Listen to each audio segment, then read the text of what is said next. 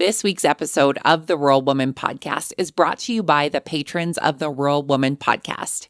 This amazing group of individuals contribute financially to the Rural Woman Podcast to ensure the stories of women in agriculture hit your earbuds each and every week.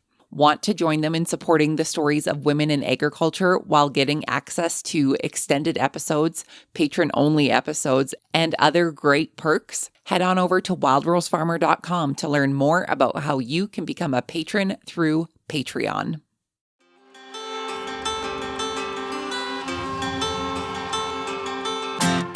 Hi, I'm Caitlin Dubin, and this is the Rural Woman Podcast. I'm a first-generation farmer who married into agriculture. Born and raised in a city, I was so unfamiliar with where my food came from, but I was determined to figure it out. Through my journey into agriculture, I saw women who were strong but humble, often taking a back seat. To me, these women were leaders who deserved a seat at the table. I created the Rural Woman Podcast to share the voices of women in an industry whose stories often went untold. The rural entrepreneurs who live and breathe their work, full of grit and pride.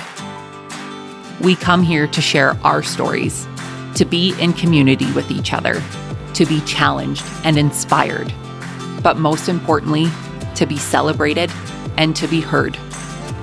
We may not all live, farm, ranch, or homestead the same, but we are all connected. We are rural women, and our stories are worthy of being told.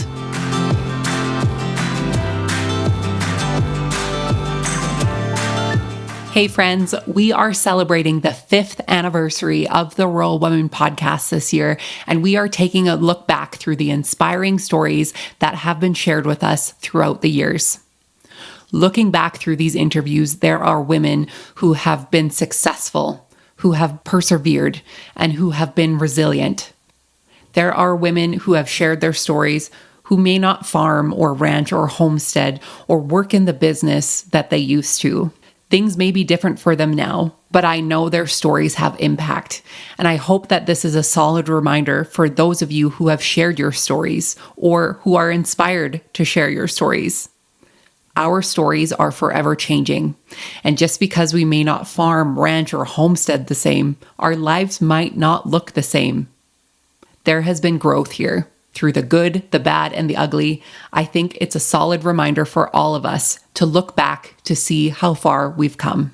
So my friends, I hope you enjoy these throwback podcast episodes coming your way, and thank you for being here and for helping me celebrate the incredible stories of women in agriculture through the Rural Woman Podcast over the last 5 years. Enjoy.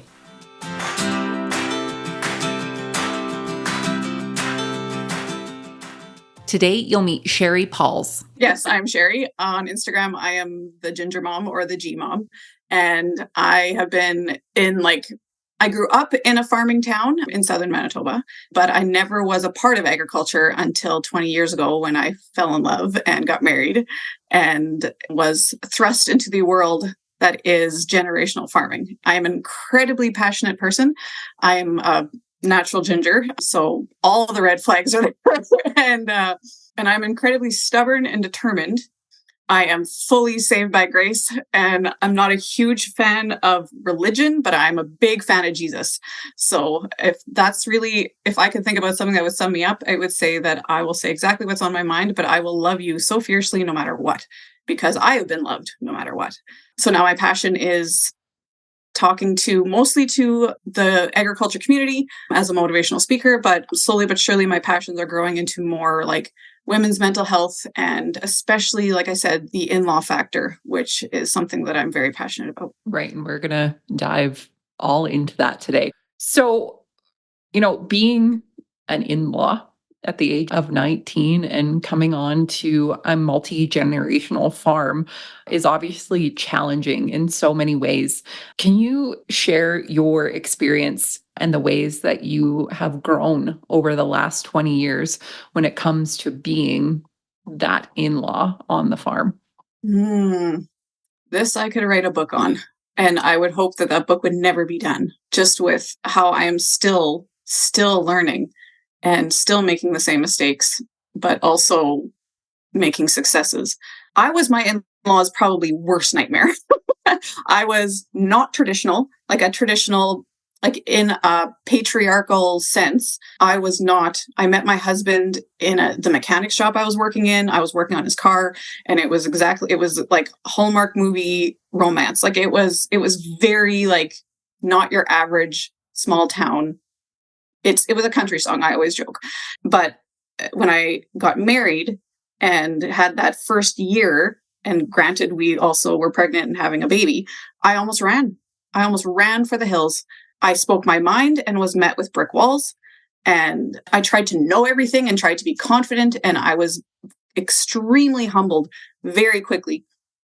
And I'm lucky enough to be in a farming family where they have family meetings and they communicate as good. Like when I think about all the stories I've heard myself and the journeys that I've been on from other farming families, I am incredibly privileged with the farming family that I married into. The males in this family are incredibly secure and very open to hearing what we have to say with respect. Those first years, I did not have respect when I was talking about things that we were doing, trying to learn. I just wanted to be in, like, just get me in there, just put me in a piece of machinery. And they're like, well, whoa, you need to first, there's a journey here. And that wasn't the role that they needed from me. They said, like, we have lots of people to drive machinery. We need you in the dreaded word for me, kitchen. And I bucked at that as hard. And because I've never been a natural talent in the kitchen, I have come to realize that love is not a feeling. Love is a choice. And if I love my family and I can do this beautiful thing for them, then that is a success in itself.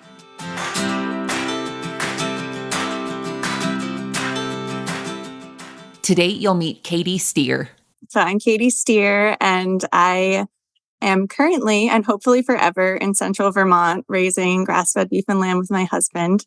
I'm from Rhode Island and lived sort of in Ireland and then California, then back in Rhode Island, and then we found our dream farm here. And yeah, we bought the farm 2 years ago, and we bought it 0% down with a USDA loan, and we've just been on this adventure of like, okay, how do we make this work? So we have 2 Airbnbs on the farm. We live in our Airstream and we rent out our house. And we're sort of just always coming up with new ideas on how to be small farmers and make a living in this day and age. That's amazing. So tell us more about your farm now and what you and Ben have built and what you've grown in the last 2 years. Yeah, sure. So we decided when we moved here that we would just do grass-fed animals because we had 100 acres of pasture here, which seemed like a lot then. It doesn't seem like enough now. So we stopped raising pigs and chickens and we got sheep. And I think it was like 2 days before our closing, our bank called us and they said, oh, so it's we have a joint mortgage. So like the FSA gave us half and then the bank gave us half. The FSA guarantees the bank's mortgage. The bank called us and said, oh, we forgot about these 2 fees, which were $12,000 more.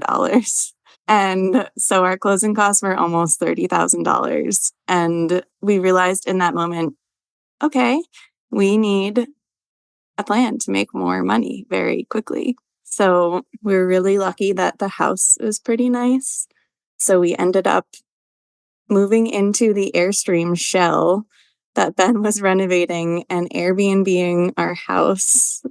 And we have a yurt that we Airbnb too. So that's sort of been, I call it our off-farm job. That's sort of been the thing that has like floated us through the first 2 years as we've built fences on the whole farm and just water lines and all of our infrastructure and gotten like, yeah, we had to move the farm across New England, which was quite the feat. And we had to sort of like take a dip in our production during those first 2 years. And so we're going back up. And yeah, this year we're going to be doing a couple of women's retreats, women in wool retreats. And then I also just started making wool dish sponges, which have been really fun and cool. So we're always scheming on how to make money here.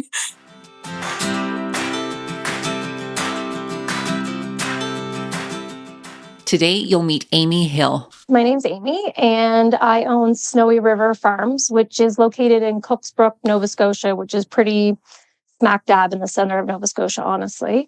And I actually got my start in agriculture in 2003. I went to the agricultural college in Truro, and I'm actually a city girl. I grew up in the suburbs in Dartmouth, and I had a real interest in agriculture, in growing food, in animals specifically. I went for my animal science degree. I sort of intended on doing wildlife rehabilitation likely for my whole life and having a small farm on the side. And I did do wildlife rehabilitation for 6.5 years, but I think I caught the bug quite strongly when I was at college.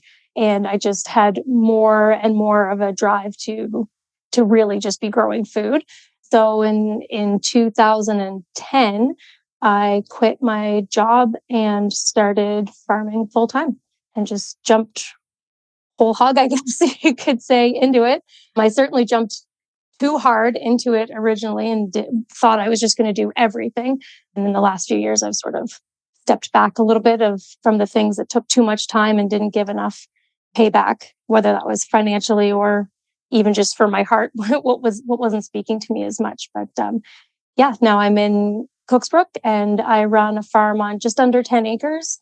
But I do an organically minded market garden with some greenhouses. And then we also raise poultry as broilers and as lay hens. And we also do hogs out on pasture. And then I've also got a dairy cow that she's just for the family.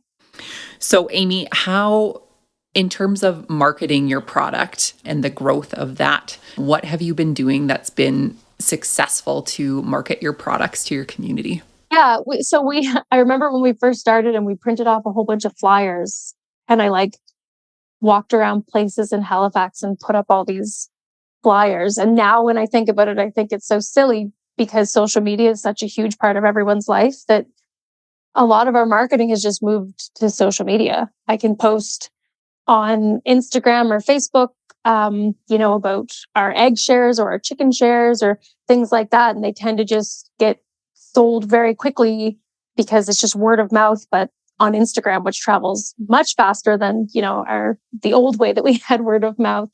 Yeah. So the vast majority of how I'm essentially getting my product out is through either Facebook or Instagram.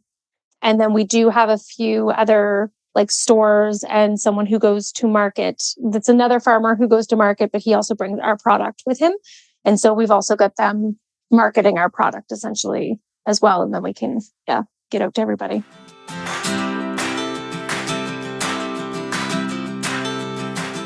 Today, you'll meet Arlie Laroche. Yeah, so I grew up on a small farm, like you mentioned, near Yorkton, so near the Manitoba border.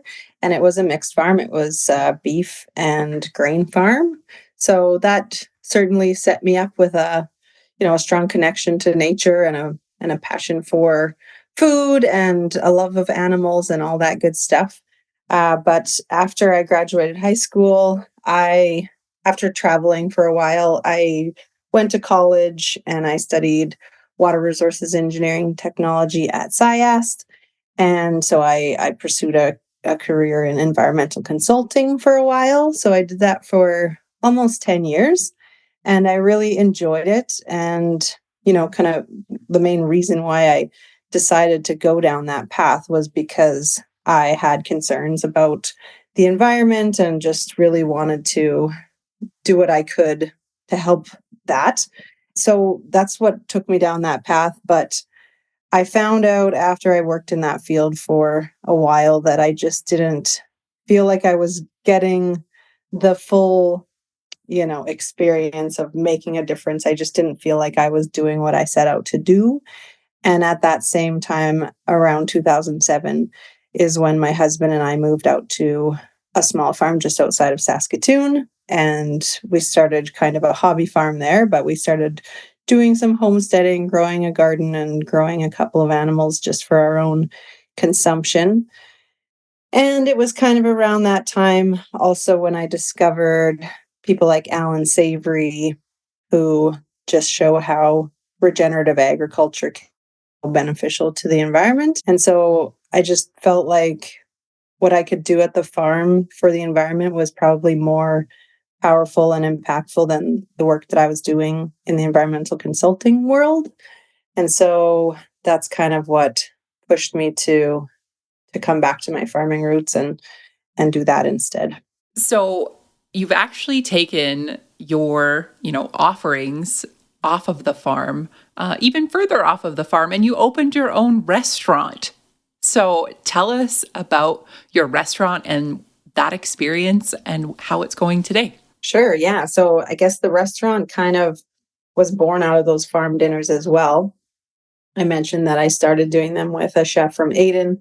And then at the time, I was also working with the Hollows, which also sadly does no longer exist in Saskatoon, but it was another fantastic restaurant. And the head chef there was Scott Dix. And he took over doing the farm dinner for me in about, 2018. And the night that we did the farm dinner with him, it just went so well and everybody was so happy. And Scott and I and Brett is my husband, we all just got on really well. And then my husband and I had thought it could be interesting to do our own restaurant. And meeting Scott, working with Scott a little bit, we just thought if we were ever going to do one, this would be a great guy to do it with.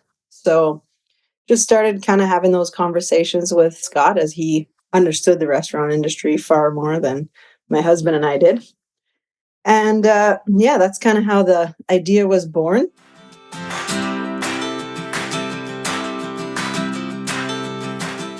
Today, you'll meet Bridgette Readel. So I am a lifelong farm kid extraordinaire.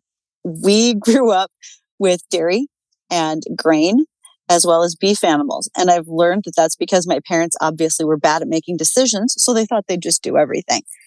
And when you do that growing up, you just learn to balance a lot of things all at one time. And I think that prepares us really well for adulthood. It gives us that foundation of how to be parents and full-time employees, and then do fun things like podcasts, etc. And we just get the opportunity to do a variety of things, just like farming might have looked like back at the time frame I was growing up in the 80s and into the 90s. I grew up in North Dakota. My brothers still operate our family farm. My version of farming was being ag chem rep for one of the large companies in the US. And then about 2 years ago, I decided to retire. I had had 25 years in, and my husband and I decided it was time to do something different. Kids were grown and out of the house. They're pretty much off the payroll now, which also, everyone, I hope you strive for that. This empty nesting, kids off the payroll thing, it's fabulous. And we decided that I could pursue some other dynamics in ag. So I now host an ag radio show. I spend plenty of time doing things on social media and promotion for various companies and or just getting out in front of pretty much anything that has to do with rural mental health. And then additionally, I have the opportunity to get out in front of groups to speak. I'm actually headed to one of those events tonight. And sometimes those topics are anything from myth busting in ag to rural mental health to just simply sharing that story of others. And that's the most fun. You've had your whole life in agriculture and your professional career in agriculture. Can you share some insight into the role of women in agriculture and how that has changed during your professional career? Well, just the number of us, the sheer number has increased, and that's been outstanding. I think the role of women has also changed in the fact that we bring that teaching skill with us, whether you understand that you do or not. When you're working with a group of farmers, you often are able to teach versus tell. And it's probably, that masculinity thing. Men don't want to be told what to do, but they'll listen to you as a female because you seem more like one of their teachers, right? Makes it a little bit easier. I could go on field calls to diagnose fields where I thought there was a problem. And oftentimes the receptivity of the farmer, the farm family was way better with me than it was with one of my male counterparts, just based on that delivery. That made a difference. But I also think more women coming into the industry, we made it more of a family. When I first started, it was trade shows And we were always going out for beer afterwards. And there were all these late night events. And because it was a little bit of an old boys club. Now, people, instead of doing that, they are bringing their families with for baseball games or for a supper meeting, something where they're involving everyone. And women, they aren't just the wife of a farmer. They are actively involved in making those decisions. What seed do we buy? Where do we get our equipment? They want to be treated as an equal on the farm. And I think that's incredibly important for all of us to remember.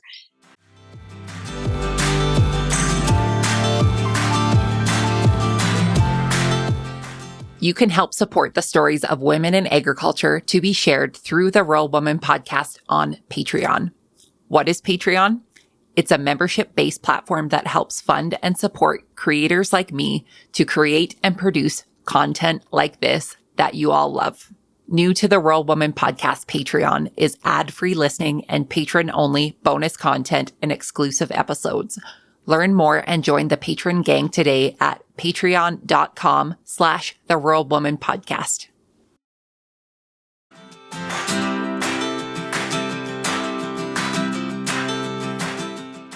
Today, you'll meet Paige Stewart. Hi, everyone. My name's Paige Stewart. I grain farm with my husband in Fillmore, Saskatchewan. I'm a native to Manitoba, so I'm an import.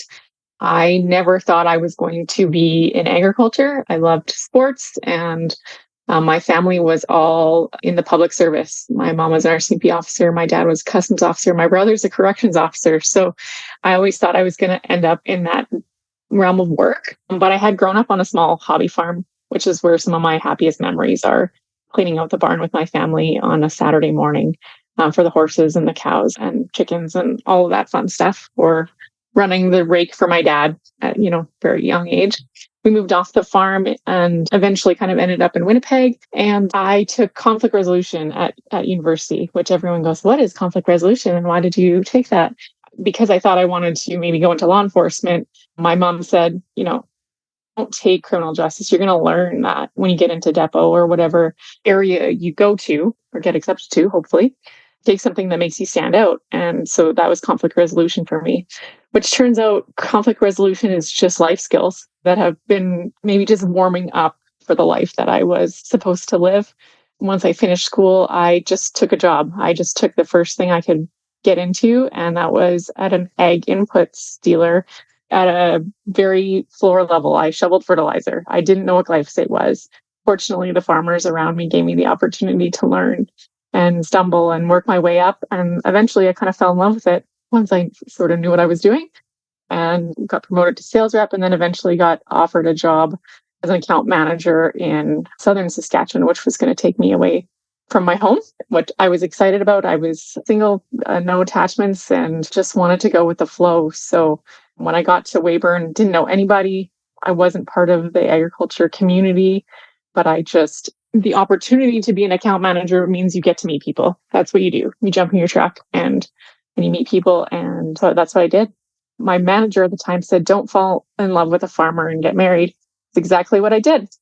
But I don't take direction well. So there we have it. What's some advice that you could give specifically for women in the type of role that you had for that, I guess, gumption to be able to say yes to these opportunities instead of shying away from them? I think first I'd have to point to my mom. She was one of the first women through the RCMP.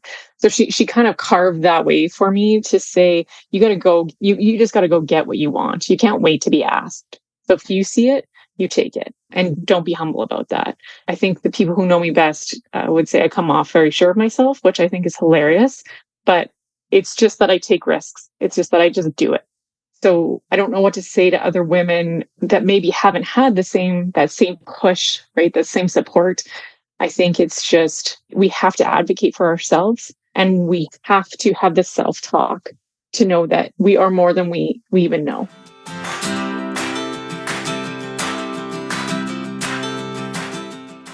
Today, you'll meet Jessica Garza. So I was born and raised on the ranch that we call Moose Valley Ranch. My parents bought it in 1980, and I was born in 1989, and they were there full time. So I don't remember any time where there wasn't, growing up learning to feed, right? They would turn the truck down to the lowest gear and then put me on the seat with the steering wheel and my brother on the floor pushing the gas pedals in low one. And then my mom would be like pushing hay off the back. And so that's where I really started, and it continued through high school. I was involved in everything under the sun: 4-H, FFA, your livestock show, interstate fair boards, public speaking. It was just anything and everything I could do to be involved. So from there, now I'm a wife. I'm a mom of 2 amazing little boys who are just, we call them terrors because they're amazing, but they're so much and so busy. And I work full time off the ranch. My husband does as well. So this is actually technically kind of our side business, but we treat it as a full-time business. I'm just not sure where I squeeze all the hours out of, truthfully. I look back and it's just like, we get a lot done. Like we do a lot. So the ranch is where we call home now. I left for a while. I became a police officer in Montana and was off on my grand adventure, college, all of those things. I sort of left the agricultural realm and thought I was going to be an attorney. And then it turned into a cop. And then it was, I'm moving out of state. I'm never coming home. Plot twist, I came home, right? Isn't it so funny how we make plans? Exactly. We make plans, and then isn't the saying, then God laughs at us at our plans? So. Oh yeah. I never intended on returning to the ranch when I left for that like adulthood experience, but we had babies, and my husband's family is from back over here and I was from over here, and it just made sense to come home. So we did. Absolutely. So take us back to when you decided to come back on the ranch and what you've decided to do with it. Yeah, so we moved home to just have a better family life and work life, and still weren't intending on physically being at the ranch. So we moved to a house just like 10 minutes away. And it wasn't until we started realizing, sort of in that succession planning, that eventually, likely half of the ranch at least was going to come to us. And it's a lot. It's a lot of property. It's a lot of property taxes. And we strongly were like, we're not working our butts off to pay off our home and then retire and end up having a land payment that's more than what our mortgage was, right? Because we had very traditional jobs, retirement after 20, 25. And so your goal, right, when you're in those sorts of careers is like to pay the house off before you retire, because then you have that whole, but we're looking down the barrel at something that was going to be by that point even more than our mortgage. And we looked at each other and said, if this is going to work, it has to pay for itself. And not knowing any of the current financials, my brother was still farming the property. He still does do the traditional agriculture. And it was this conversation of, there's not any more ground for me to farm. There's no room for me in the farming. There's no room for me. He has a small herd of cattle, nothing like what my parents used to run, but just enough to kind of keep him going. And it was like, well, what else can I do? And quite frankly, I don't want to sit in a tractor and go in circles all day. I'm a very high functioning, high speed kind of person. And I would probably crawl out of the cab walls, just deck mowing. Sometimes I'm like, get me out of the tractor. So we just started brainstorming, and I had a friend who really encouraged me to look at the aesthetic value of the property, because people come out here and they tell you, oh my God, this is amazing. Because we sort of get used to it, right? It's just what it is. And then you'll have a friend come out for the first time and they're like gobsmacked. Holy cow, this is so cool. This is incredible. And so I just started exploring that. And I had a friend who asked if her daughter essentially could get married at the ranch. And I thought, well, here we go. And it took off from there.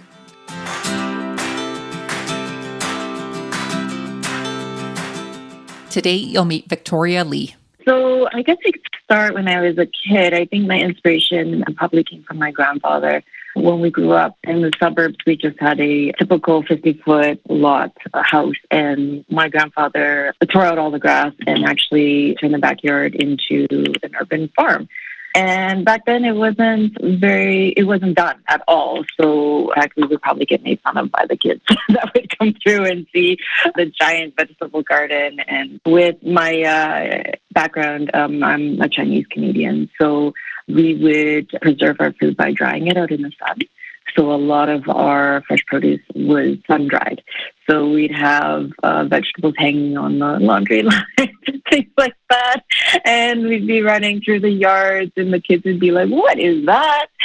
So I guess that's where I kind of got my start from my grandfather. He kind of inspired it. And I didn't really know how much I loved it until I got older. So I do regret a little bit not listening and watching a little bit more carefully. But since then, I kind of had a interesting work life, and I just didn't really find anything that was fulfilling to me. And my friend of mine owned the Basil Ranch in Calgary, and she had had it for about 16 years. And she wanted to sell and move out to the coast. And so she contacted me and asked me if I was interested in purchasing. And I said yes. Back then, the Basil Ranch was an import distribution company. And when I purchased it, it was a boom year in Calgary, and it was the last boom year in Calgary. So sales were great, but we had a lot of trouble in the summertime fighting airlines for cargo space because everyone was traveling. And we had boxes and boxes and hundreds of pounds of produce go bad. And I just couldn't handle it. I thought, I have gotten into the wrong business. I cannot handle the waste. Here I was thinking that I was doing something good and trying to provide fresh produce for people here in Calgary, but it didn't work out so well. We mostly supplied to restaurant and grocery and hotels, and so the demand of the quality is quite high. So my parents would come and try to help us dry as many herbs as we could for our own use, but I mean, that happened a couple of weeks and then we're like, we can't use all this. So I just had to find a different solution. And so that winter, I looked into hydroponic growing. And I thought that, based on our climate here north, that's really our solution here to provide food year round. So that's what we did. We tested a few things in the garage. And once we had the right systems in place, I got a warehouse. And we started growing in a 2,000 square foot warehouse. So that's how the hydroponics started. That is very, very interesting. What type of flowers are you growing? What's on your roster? Oh my goodness. So many. The best ones are probably cosmos, bachelor buttons, zinnias, dahlias, snapdragons. Oh, geez. We also grow herb flowers, so basil flowers, oregano, dill, cilantro, all of that, you name it. I'm also looking at possibly doing some growing for dyeing. So we're going to look a little bit whether or not I have space for it. But so, yeah, possibly doing plants for dyeing. And there's some people who are looking at more medicinal things too. So there's some chefs who are looking into that. So I'm looking into some more medicinal, but all of that's a little bit touch and go because it's hard to educate everybody on that. So I don't want anyone getting poisoned. And there's also interesting regulations with that kind of thing that I haven't quite looked into. So that's another rabbit hole that I'll have to go down as we go through the season to see how much time I have.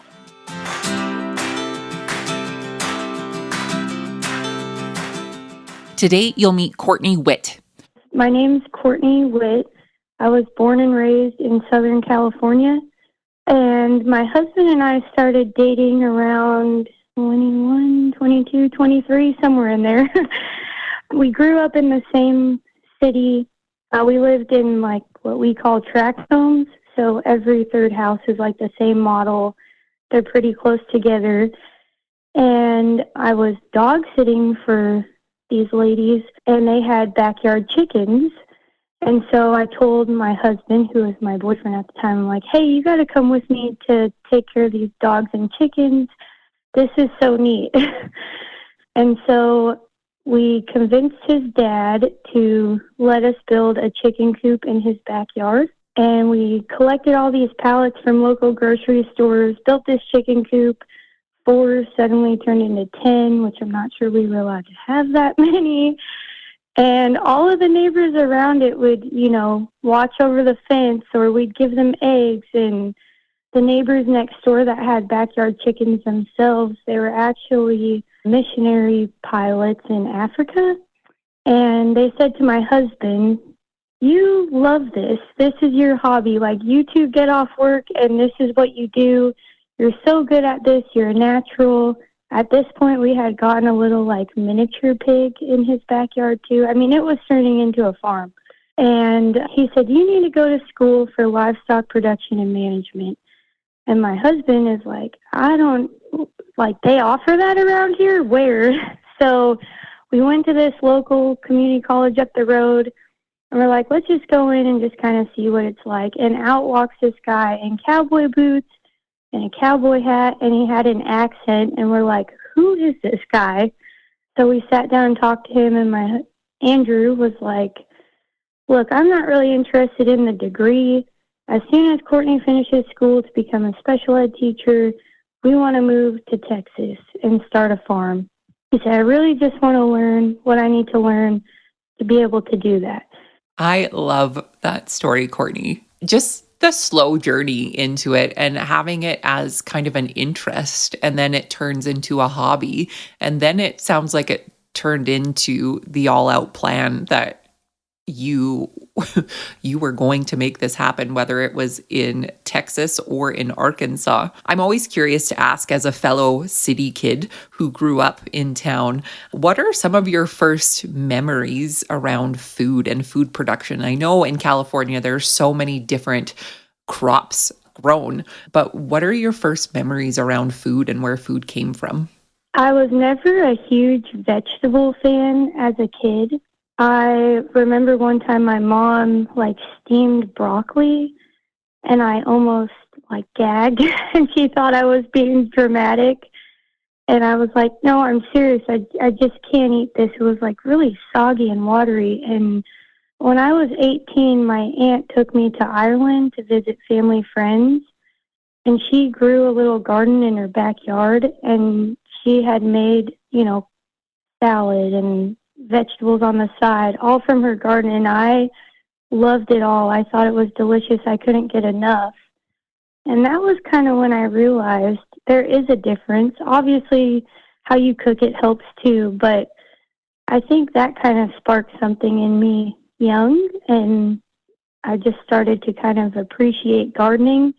I lived at home, and we had an in-ground pool in our backyard and a barbecue, and there really wasn't any room to garden, but I just remember being so fascinated by hers, and I just noticed such a difference in the taste of the food that she grew herself.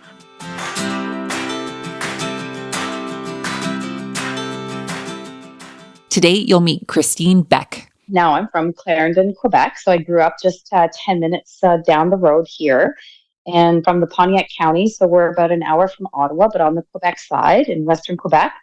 And I'm a dairy and cash crop farmer in cahoots with my husband. So he's my business partner, life partner, co-parent, of course. And I got my start in farming. I married into agriculture. So he's a fourth generation farmer, but I grew up with self-employed parents in a small town, but I got my start marrying into the industry. You mentioned that you are in the process and you've started switching over to robotics, which as a non-dairy farmer, I think is absolutely incredible. And recently I was just at a farm show and I was looking at the robotic features that are now available in the forever changing world of technology and agriculture. So take us through what that transition has been like for you guys and what led you to wanting to go down the robotics route. Well, that's a good question. So we're not there, we're still in the construction phase. So the cows are still going through the parlor, and we're kind of have our barn half tore up on one side and we have one robot room ready. But if I go to the beginning of what led us to that, so as we made the transition, so 2019 is when we moved to the freestall that we're at now. And it was originally built. So my in-laws built that in 2008. They built that while we were out west. And they moved into that barn then.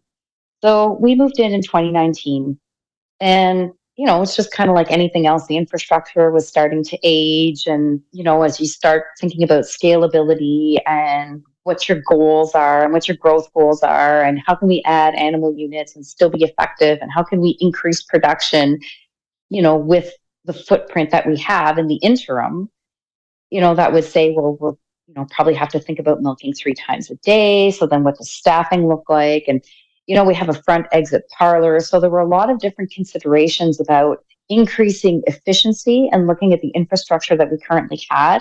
So then we decided, and we knew that the technology that we could get out of it was, dated. So we wanted to be able to have more tracking, more data on the cows, on production. So a little bit more streamlining. So we did a huge list of pros and cons because we weren't necessarily sold initially on going for sure with robotics. So we wanted to consider, would we replace it with a parlor? Would we go robotics? We weren't really sure. So we did the whole list of pros and cons. And I guess where the tipping point really was for us was that we had to upgrade and change our bulk tank. And so when the supplier came, the owner of the company came, and they also sell Lely robots. And so we talked about whether we would change for a parlor or a robot and had the conversation with him. And then he explained to us some of the construction work that we would have to do to the front of the barn. And we realized we would have to take down a portion and rebuild the entire parlor front of the barn, which would probably make the project be 50% more cost than it would be to retrofit our barn and to put 3 robots in. And then we started to think of, if we wanted to start milking the cows 3 times a day, that's an increased staffing challenge. So rather than have to go down the path of looking at how we were going to staff it, and also the increased construction costs, we thought, no, I think it's just time. The fit for us and where we wanted to go with the herd led us to choosing to put in the robots.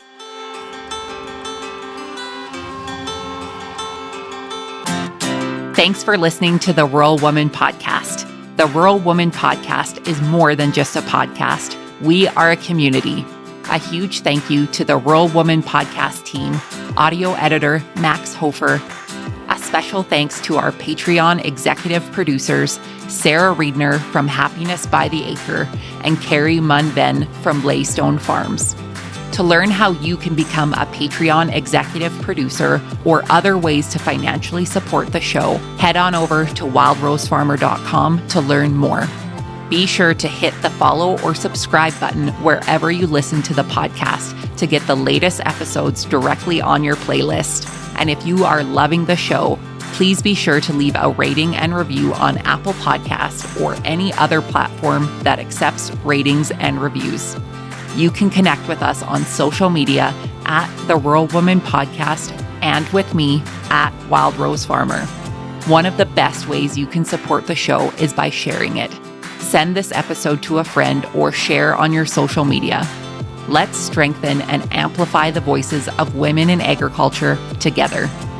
Until next time, my friend, keep sharing your story.